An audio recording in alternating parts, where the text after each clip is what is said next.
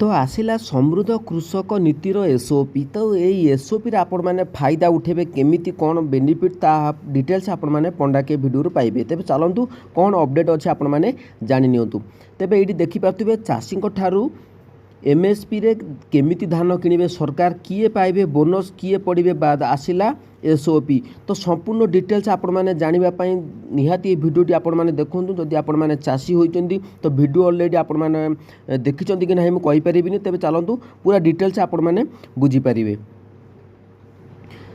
तो ये देखिपे खरीफ ऋतु में चाषी ठारू 3100 टंकार धान किणवे सरकार। कैबिनेट मोहर पर एथिपाई बजेट रे 5000 कोटी टंकार व्ययबराद करछंती सरकार। तो तापर कौन अच्छी केमिति चाषी को मिलिबो एमएसपी आसिला समृद्ध कृषक नीतिर एसओपी। तो ये एसओपी कौन आपण मैंने जानिबा निहाती दरकार। तो ये देखिपे आसिला मोहन सरकार को घोषणा करथिबा समृद्ध कृषक नीतिर एसओपी।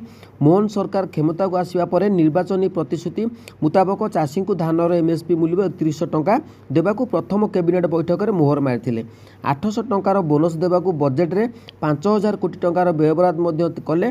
तेणु राज्य में चाष पर निर्भरशील प्राय 70% लोकों अपेक्षा जे काहाकू एभली सुविधा मिलिबो। तेबे चलंतु समृद्ध कृषक नीति कौन जानिबा। 2024-25 खरीफ ऋतु में लागू हेबो। समस्त 30 जिलार चाषी हेबे उपकृत। तो संपूर्ण डिटेल्स आपण माने जानिबाकू पड़िबो, नहले आपण माने एथुरु फायदा पाई परिबे नै। तो देखंतु योजनार लक्ष्य कौन रोची। चाषी को आय बढ़ाइबा, उत्पादन मूल्य वृद्धि, चाषी को सामाजिक और आर्थिक विकास में सहायता करिबा, उन्नत मानर बिहन सार और कीटनाशक जोगाइबा, नूतन ज्ञान कौशल जोगाई चाषी को लाभदायक करिबा। तापरे योजनार सामिल हेबार योग्यता कौन रही।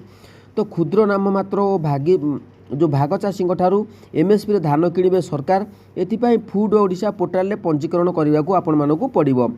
ट्रस्ट बोर्ड लीजधारी कंपनी किंबा शेयर होल्डर बाद पड़े। स्टेट कॉर्पोरेशन लिमिटेड रु बिहन किणुथिले योजन सामिल हो पारे आपण मैंने। तो यही जो रही चारोटी आपण मैंने जदि योजन सामिल होवार योग्यता रही चारोटी आपण मैंने थिले आपण मैंने निश्चित भाव में योग्यता पाइबे। तो सबुठारु बड़ कथा होची 24 रु 48 घंटा मध्य चाषी को बैंक खाता सीधा सड़क धार्य एमएसपी टंका पैठ करा जिवो। धान संग्रह बेले एफक्यू मानक गुरुत्व दिज्व। आधार बायोमेट्रिक बाध्यतामूलक हेब। तो देखो 48 घंटा भितर आपण मानक अकाउंट को पैसा क्रेडिट हेब।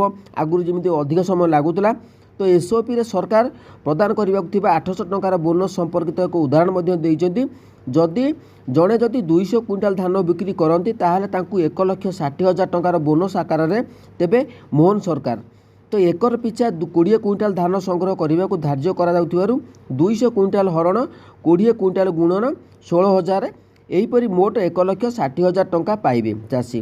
खरीफ समय चाषी ठारू 3100 टंका एमएसपी रे धान किणवे सरकार। केते संख्यक चाषी यह द्वारा लाभवान हेबे से नहीं विभाग तरफ तर्जमा आरंभ होइछि। तो एथिरे केते चाषी आपण माने उपकृत हेबे तार तर्जमा खूब शीघ्र आसुइबो। तो फाइनल रिपोर्ट आसिने तो मु आपण मानु डिटेल्स निहाती भाव में आउ थरे मध्ये अपडेट आपण मानकु देदेब जहाँकि आपण माने सरल भाव में बुझी पारिबे। तो फाइनल रिपोर्ट आसिने आपण मानकर केते चाषी एथिरे उपकृत हेबे तार मध्ये आपण माने रिपोर्ट पाइजिबे पंडा के वीडियो। जदि अपडेट आपण मानकु भल लागिला तो चैनल को सब्सक्राइब करंतु, लाइक करंतु, सांगसाथी मानकु शेयर करंतु।